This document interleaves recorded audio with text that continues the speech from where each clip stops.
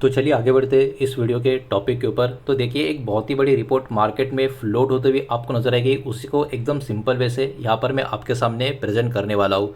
तो हमारे देश का एक बहुत ही बड़ा प्लान यहाँ पर निकल कर आ रहा है और ये प्लान है 7 हाई स्पीड रेल कॉरिडोर्स का, जिसके लिए 16 लाख करोड़ का अपॉर्चुनिटी का एक बहुत ही बड़ा रिपोर्ट मार्केट में फ्लोट होता हुआ हमको देखने को मिल रहा है। तो हमारे देश की सरकार यानी गवर्नमेंट ऑफ इंडिया या भारत सरकार आप बोल सकते हो, प्लान कर रहे 7 major high speed rail corridors का पूरे के पूरे देश भर में। मतलब ऑब्वियस सी बात है, सिलेक्टेड एरियाज होंगे, लेकिन इसको अप्लाई किया जाएगा हमारे पूरे देश भर में। ये वाली बात यहाँ पर आपको ध्यान में रखनी होगी।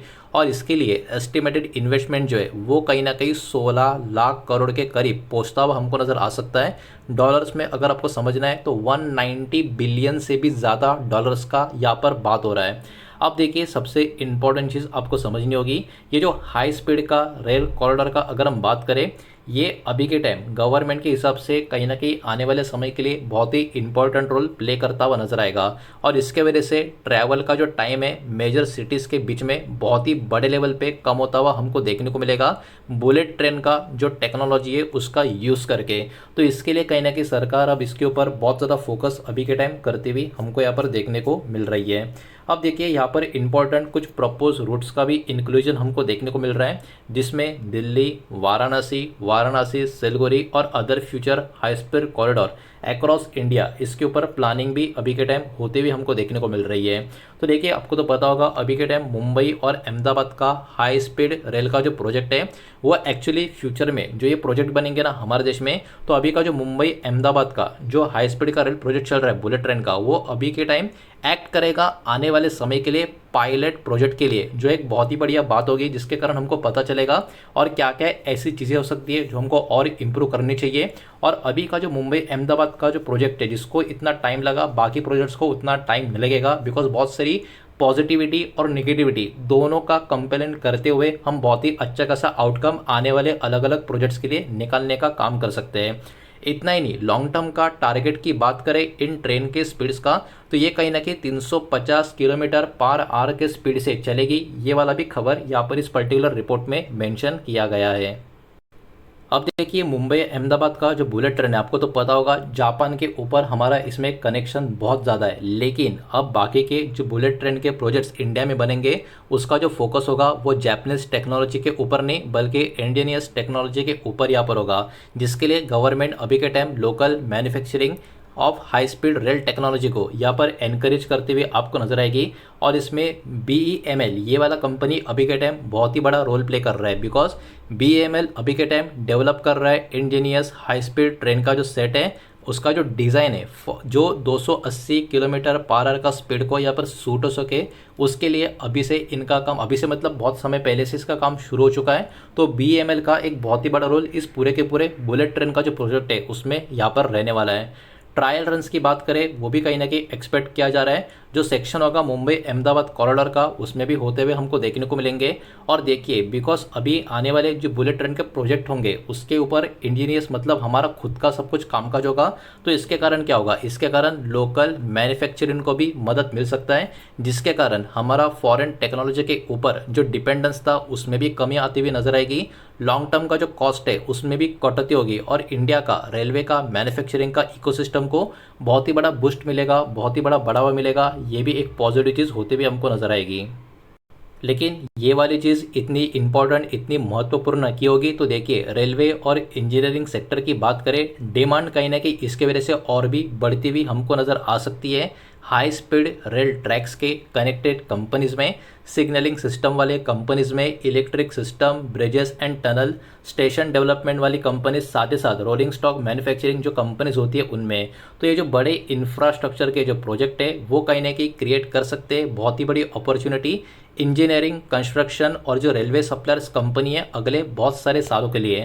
तो देखिए, ये वाला जो प्रोजेक्ट है इसको ऑब्वियस सी बात है हल्के में बिल्कुल भी ले नहीं सकते, बिकॉज गवर्नमेंट इसके ऊपर काम करेगी ये तो सबको पता है। अब इस काम का जो ड्यूरेशन है ये लंबी दूरी का होगा, मतलब इसका जो इम्पैक्ट होगा बहुत ही बढ़िया वाला, ये हमको लॉन्ग टर्म में यहाँ पर देखने को मिल सकता है। तो खबर बहुत ही बड़ी निकल कर आ रही है, जिसके कारण हमारे देश के possible direct beneficiaries, indirect beneficiaries, impacted company, इस खबर के इर्द गिर्द जो होगी उनके नाम भी देखना और समझना काफ़ी ज़रूरी है। तो एक एक करके उनके नाम भी यहाँ पर हम देख लेते हैं, लेकिन उसके पहले वीडियो को लाइक कर देना, वीडियो को शेयर कर देना। पहली बार चैनल पर आ चुके हो तो चैनल को भी सब्सक्राइब जरूर कर देना। और जो भी कंपनी के नाम, स्टॉक के नाम अभी यहाँ पर मैं आपको दिखाने वाला हूँ, ये किसी भी तरीके का बाय सेल का रिकमेंडेशन नहीं है, इन्वेस्टमेंट का एडवाइस नहीं है, इस बात को भी यहाँ पर आप ध्यान में रखें।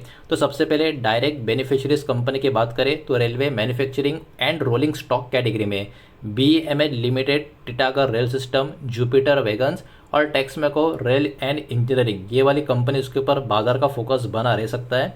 उसके बाद सिग्नलिंग और रेलवे इलेक्ट्रॉनिक्स कैटेगरी के कनेक्शन की बात करें तो HBL इंजीनियरिंग, कर्नेक्स माइक्रो सिस्टम, उसके साथ साथ L&T, फिर NCC limited, RVNL, IRCON international और राइट्स लिमिटेड, ये वाली कंपनी के ऊपर भी फोकस बना रह सकता है। ये डायरेक्ट बेनिफिशियरीज कैटेगरी की कंपनियां हमको देखने को मिल सकती है। इसके साथ साथ पॉसिबली इनडायरेक्ट बेनिफिशियरीज कंपनियों को भी बहुत ही बड़ा फायदा होता हुआ नजर आ सकता है, जिसमें सबसे पहले इलेक्ट्रिकल और पावर इक्विपमेंट कैटेगरी की बात करेंगे, जिसमें siemens India, ABB India, CG power and industrial solution. उसके बाद मेटल एंड इंडस्ट्रियल की बात करें तो इसमें steel authority of India limited, JSW steel, Jindal steel and power, इनके ऊपर भी बाजार का फोकस बना रह सकता है। केबल एंड कंपोनेंट्स कैटेगरी की बात करें तो पॉलीकैब इंडिया और KEI इंडस्ट्रीज, इन वाली कंपनी के ऊपर भी बाजार का इस पर्टिकुलर रिपोर्ट की वजह से लॉन्ग टर्म के लिए ध्यान बनता हुआ नजर आ सकता है। अब देखिए, अब तक जितना भी डेटा हमने देखा सब कुछ काफ़ी पॉजिटिव, सब कुछ काफ़ी बढ़िया था, लेकिन प्रोजेक्ट जितना बड़ा होगा उसमें चैलेंजेस भी आएंगे, कुछ कुछ प्रॉब्लम्स भी निकल कर आ सकते हैं। तो ऐसे भी कुछ इंपॉर्टेंट पॉइंट्स होंगे, फैक्टर्स होंगे जिनके ऊपर बाजार का ध्यान बना रहेगा। तो देखिए, लैंड एक्विजिशन का डिले, ये मुंबई अहमदाबाद का जो बुलेट ट्रेन का प्रोजेक्ट था, इसमें भी ये होता हुआ हमको देखने को मिला था। तो ये अभी के टाइम सबसे बड़ा इशू यहाँ पर बन सकता है। बड़े इंफ्रास्ट्रक्चर के जो प्रोजेक्ट्स होते हैं उसमें एक्चुअली लैंड एक्विजिशन का ही चैलेंज सबसे बड़ा होता है, और किसी भी प्रकार का डिले कहीं ना कहीं प्रोजेक्ट का जो कॉस्ट है और प्रोजेक्ट का जो टाइमलाइन होता है ख़त्म करने का, उसको भी बढ़ाने का काम कर सकता है। तो लैंड एक्विजिशन किस तरीके से हो पाता है, नहीं हो पाता, इसके ऊपर बाजार का बहुत बड़ा फोकस बना रहेगा। कॉस्ट का एस्केलेशन की बात करें तो 16 लाख करोड़ एक्चुअली देखा जाए तो ऑब्वियस सी बात है, ये एक बहुत ही ह्यूज नंबर है, मैसिव इन्वेस्टमेंट का यहाँ पर बात हो रहा है। लेकिन कंस्ट्रक्शन के कॉस्ट की बात करें, लगातार जो मटेरियल का आप कह सकते हो प्राइस जो बढ़ रहा है उसकी बात करें, ये कहीं ना कहीं प्रोजेक्ट का बजट को भी आने वाले समय में इम्पैक्ट कर सकता है, इसके ऊपर भी बाजार फोकस करेगा। फंडिंग का रिक्वायरमेंट भी यहाँ पर होगा, बिकॉज यहाँ पर कंटिन्यूली फंडिंग का सपोर्ट लगेगा, वो जो काफ़ी क्रूशियल रोल प्ले करेगा।